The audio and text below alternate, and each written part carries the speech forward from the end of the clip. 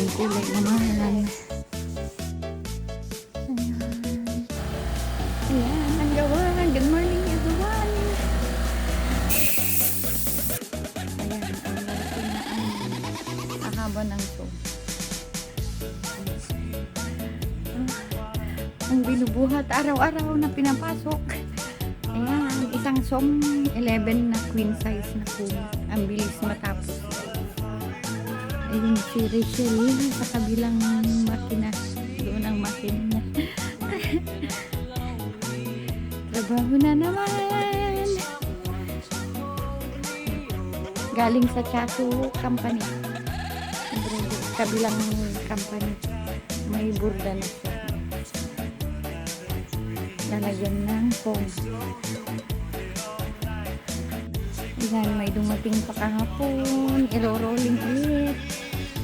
Doon. Yan na ang finished product. Linalagyan na siya ng ganito. Kaya mamahalin ang kumot ng Korea kasi maraming proseso. Bibili ka ba ng kumot na 12K? 15K ang presyo.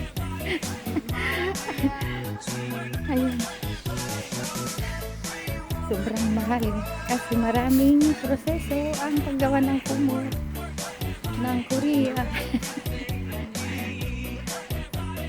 Good morning everyone. Trabaho na naman. A few moments later.